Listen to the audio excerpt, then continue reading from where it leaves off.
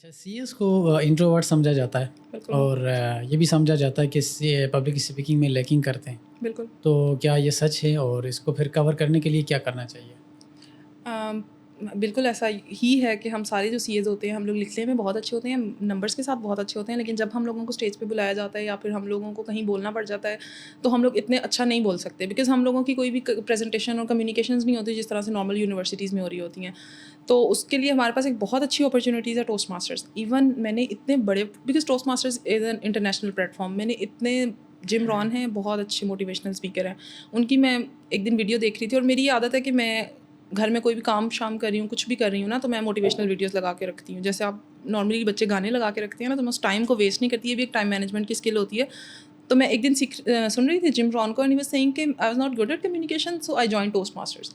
And I was so shocked کہ ہم لوگ اس کو کتنا انڈر اسٹیمیٹ کر رہے ہوتے ہیں کہ ٹوسٹ ماسٹرز ہمیں ایزیلی ایکسیس مل رہی ہے سی اے کے اسٹوڈنٹس کو, آئی کیپ کے ممبرس کو, تو ہم لوگ اس کو اس طرح سے سمجھتے ہی نہیں ہیں کچھ بھی. اور میں نے خود ایون کوالیفیکیشن کے بعد اسٹارٹ کیا, but it is so good.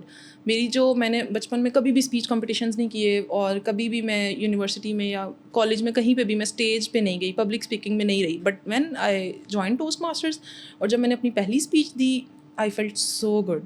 مطلب آپ کے اندر سے ایک جب فیئر جو ہوتا ہے آپ اس کو اوور کم کرتے ہیں نا, تو وہ جو سینس آف اچیومنٹ ہوتی ہے وہ ڈفرینٹ ہوتی ہے. تو میرے خیال میں سارے سی اے اسٹوڈنٹس کو اس اپرچونیٹی کو ضرور اویل کرنا چاہیے, اپنے اوپر انویسٹ کرنا چاہیے. ٹوسٹ ماسٹرز کی اتنی کم فیس ہوتی ہے, ہمیں بھی ایک ٹائم پہ لگتا ہوتا تھا کہ نہیں اتنے پیسے کیا خرچ کرنے ہیں, انہیں پیسوں کے ہم جا کے ڈریسز لے لیں گے لیکن ٹوسٹ ماسٹرز کی فیس نہیں دیں گے. تو دس از ویری رانگ.